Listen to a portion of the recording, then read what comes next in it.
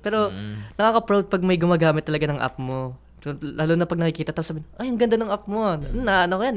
Ba, Inky ba yan? Yan. Oo, na ano ko yan. Na-try ko yan. Oo, na-try ko yan. Ang ganda nun.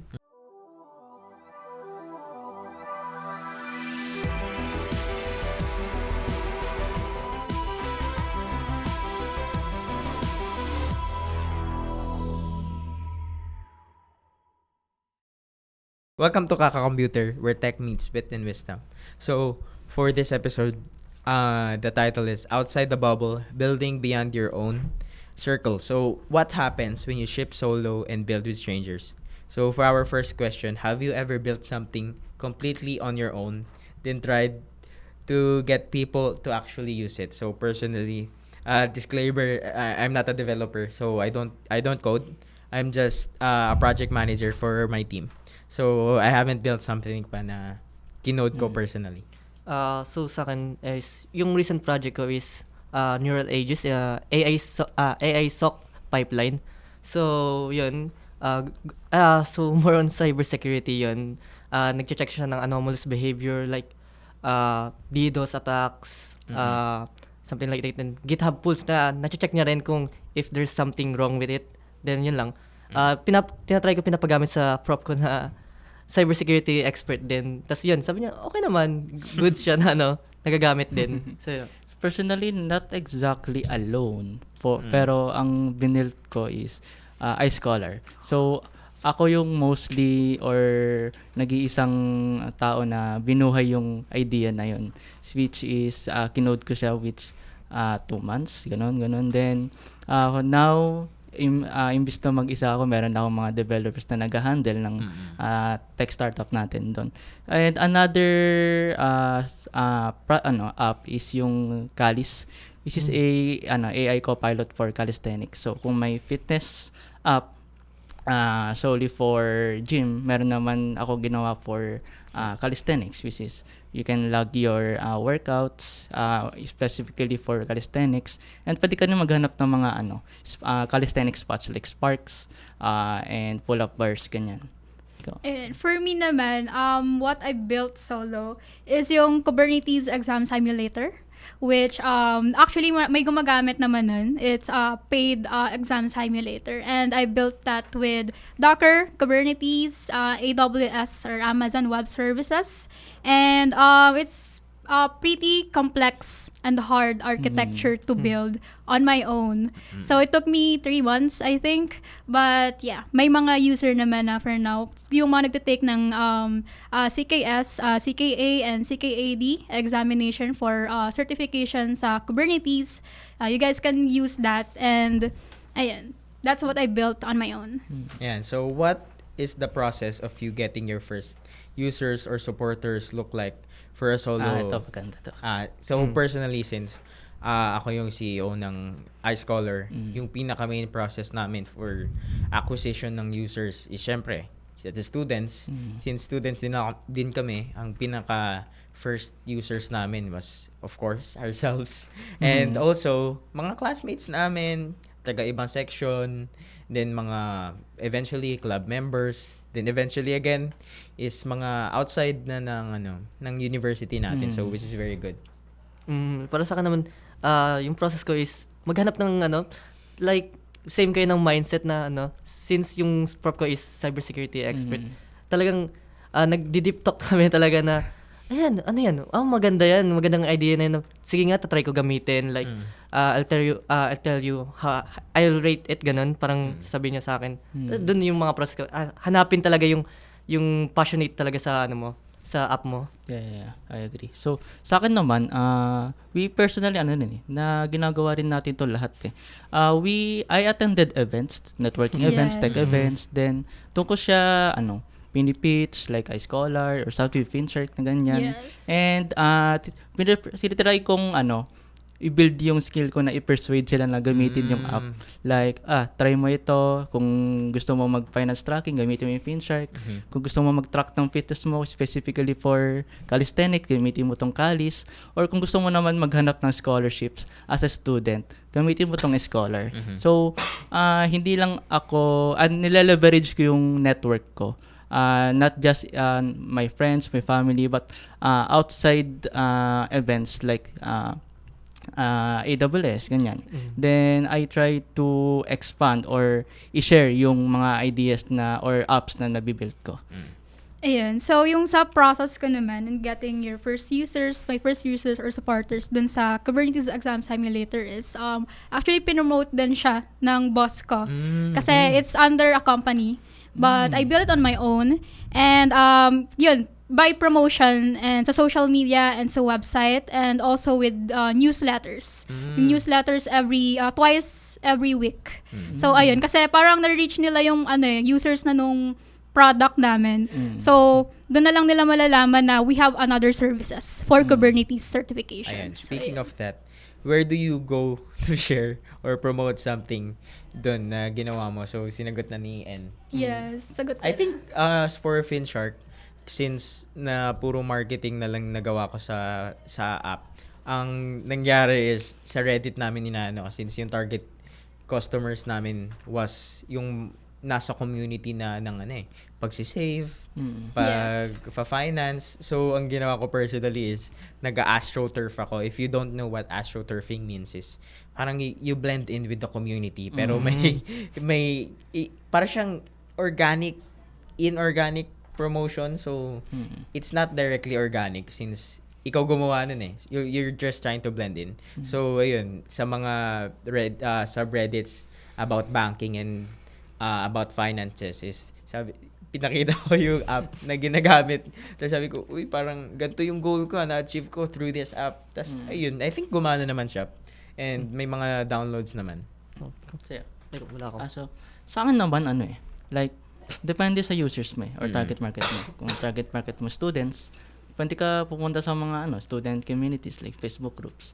Kung target market mo naman is fitness, may mga Facebook group din dyan. Pero when it comes to countries like Philippines man or another country, hindi mo talaga mag-research kung ano yung mga mostly used apps nila Like kung sa kung crypto community ka, then US, pwede kang mag-market sa X account or Reddit.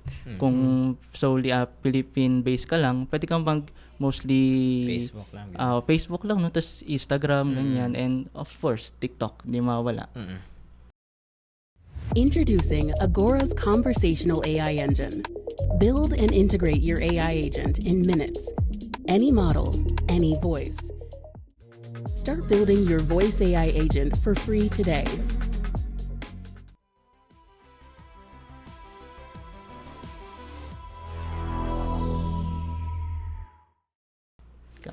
Ayun, yung sa akin, nasagot ko na. Nga Actually. pala. So, ayun, what was the reaction like when you first put your solo project out there for other people to see? So, ayun nga. I think this is a good question to ask since for us, we're still students di ba? So, it's very surprising when other students or fellow students, classmates, parang realize na, you've already did something or shipped something, no? So, nakakagulat sa ibang tao or sa mga klase natin na may ginawa ka ng ganito while sila is focused sa academics. So, ayun, medyo nakakagulat sa kanila and I try my best to parang encourage them to do the same thing. Since eventually, pareho na naman tayo nadadaanan na track. Why not do it earlier, di ba? Yes. Para sa akin, nakakaba. Siyempre, yung mga manghusga, ganun. Pero, nakaka-proud pag may gumagamit talaga ng app mo. Lalo na pag nakikita, tapos sabihin, ay, ang ganda ng app mo. Na ano ko yan? Inky ba yan? Yan. Oo, na ano ko yan. Na-try ko yan. Oo, na-try ko yan. Ang ganda nun. Sa akin naman, nung di-launch namin or yung iScholar, unang ko talaga naramdaman kabay. Like, under 48 hours, 100 users agad. Then doon na yung excitement ko. Pero yung mindset ko nun is, I find more or hinahanap ko talaga yung mga negative comments sa binibuild kong startup kasi that negative comments will act as your lessons or libreng QA ganun. So kung may hindi sila nagugustuhan, pwede mong baguhin and don't take negative comments sa mga sa mga binibuild mong apps. Take that as a quality assurance test. Free QA. Totoo. So, ako naman on my end, oh my gosh, always anxious and nervous. Kasi you'll never know kung anong feedback ng mga users Yeah, yeah. or ng mga friends mo, parents mo, family mo sa mga ginagawa mo. I don't really tell anyone on the things that I do.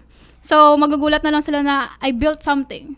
And, ayun. So, very nervous na baka hindi pa perfect yung shinip or nirelease naming platform or app.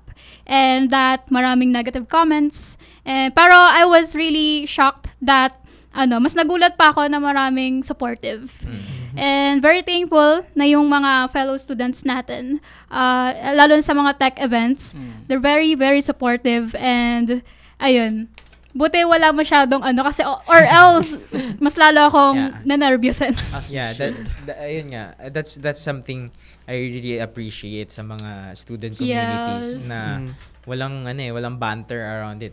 Very supportive lahat. So, that's something I haven't heard of pa ng mga nagrereklamo na, hey, I showed something at this event. Tas may mga nagreklamo and mga namba. So, that's something na hindi pa naririnig. So, I'm very thankful for that. Pero, ayun, have you ever joined the Hacker House or build session with the people you didn't know beforehand? So, mga hindi mo pa daw kilala.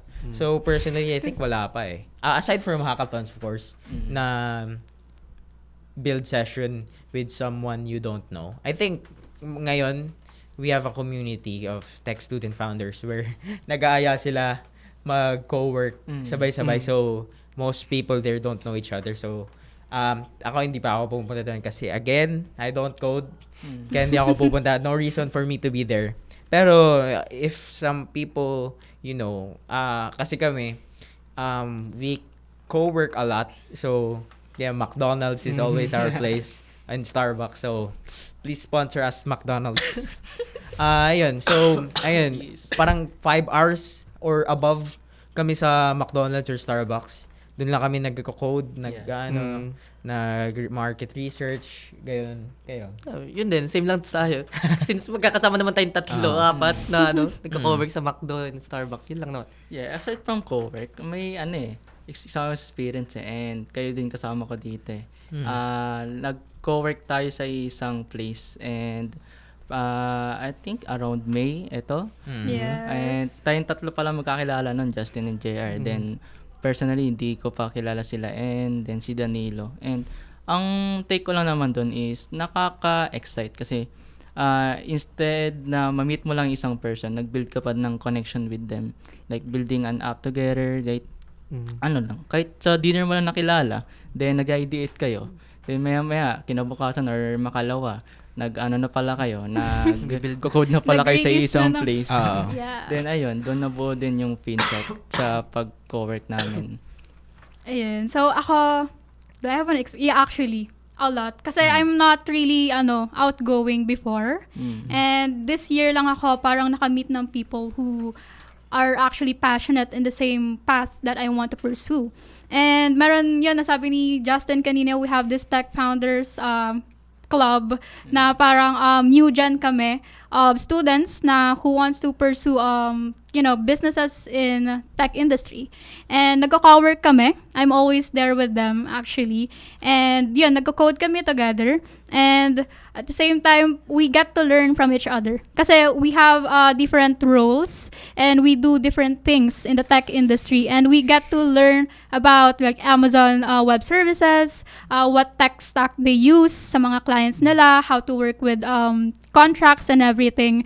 So, ang dami. And we also get to learn about tech events, tech organizations, and communities na hindi kami aware before. So, it's very fun and exciting to know people who are as passionate as you. And, ayun, I was able to work with all of them. Then, sa Hacker House, on building FinShark and other applications na i-release pa namin. So, ayan, it's really fun to get to meet people who are parang magaling din sa same path na gusto mo and they are really productive. Sobrang productive even though hindi namin kilala totally yung isa't isa. In the long run, we actually get to hang out, have fun, while or also doing work together. And nasagot na naman ni En yung Ay, tanong sorry. na next.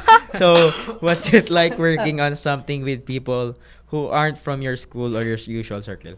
ayun, since hindi nga ako mahilig sumama, since I'm not a very outgoing person, I prefer na medyo controlled yung environment that I'm in, since I'm not the person to go out of my comfort zone on a regular basis. And for me, that's not something I don't like about myself. I like sleeping at home. So ayun. Kayo, ano yung usual, ano yung pakiramdam sa pag-join ng mga working sessions with people you're not familiar with or hindi nyo nakakilala in a really long time? Saan na-amaze ako kasi syempre different experience din, different roles yung nila, tinatakal nila. Tapos syempre ako, parang wow, ganito pala yung sa ibang school, ganito pala yung ganito pala yung gawain, ganito yung curriculum. Tapos na-amaze lang talaga ako kasi different perspective ng people eh. So yun. Sa akin naman, napaka-exciting talaga eh. Kasi iba't ibang people, okay na. Tuloy ba? Tuloy, go. Iba't Continue. ibang people, iba't ibang perspective eh. So, kahit sino pa yan, kahit hindi ko pa yan ka-humor, kaya ko yan maging kaibigan. So, for me, napaka-exciting mag-meet and build with new people.